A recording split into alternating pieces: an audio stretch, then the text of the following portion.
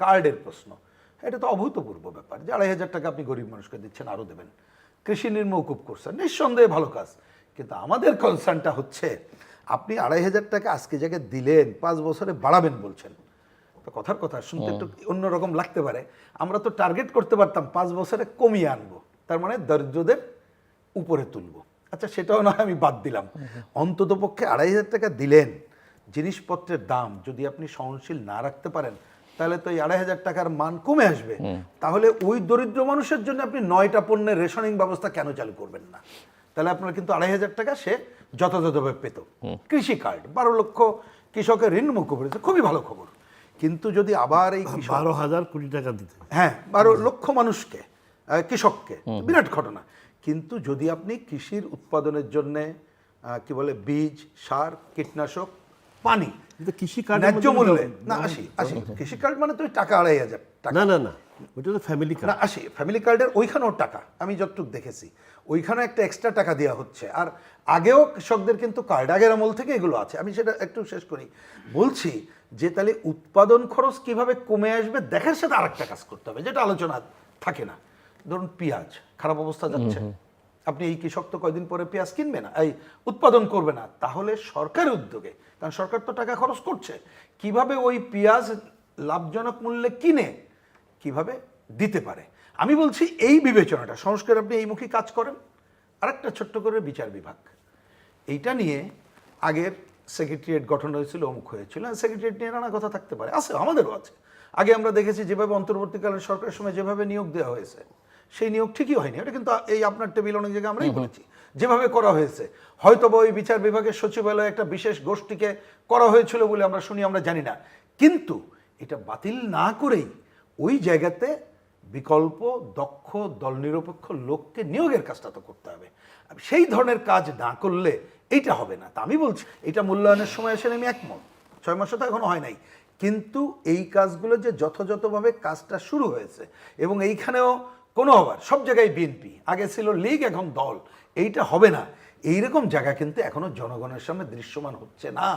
সেটা না হলে যেটা হবে, আমি পরিষ্কার করে বলি, এই জনদুষ্টিবাদী কাজ শেষ বেলায় কিন্তু আপনি ওই যে বললাম যে ছাত্র সমাজসহ অন্যরা মনে করেছিল আর না হয়তো যার যার মতো করে, আপনি আর না আপনার মতো ভেবেছেন, আমি আমার মতো ভেবেছি, একজন তরুণ ছাত্র তার মতো ভেবেছে।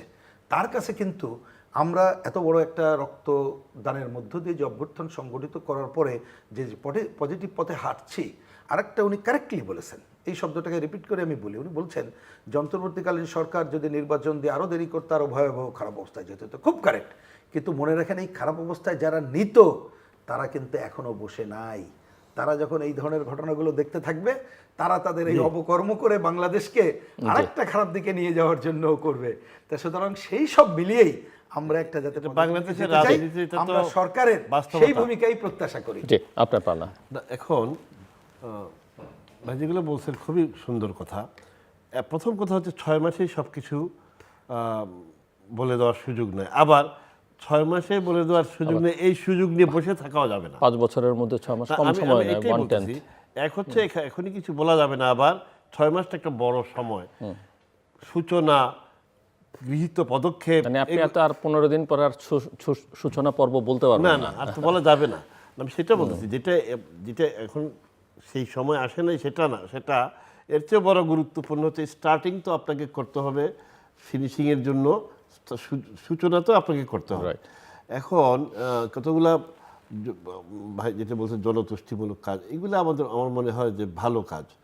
যে ফ্যামিলি কার্ড আপনি দেখেন 25টা আমার এলাকায় উদ্বোধন করে আসছি আমরা, যেটা এই বছর 40 লক্ষ মহিলারা পাবেন 2,500 টাকার নগদ। এটা একটা গ্রামাঞ্চলে একটা মানি সার্কুলেশনটাও বাড়ে, আর মহিলারা কত অসহায় হন এটা আমরা সবাই জানি। খুব পপুলার হয়ে গেছে এখন ফ্যামিলি কার্ড।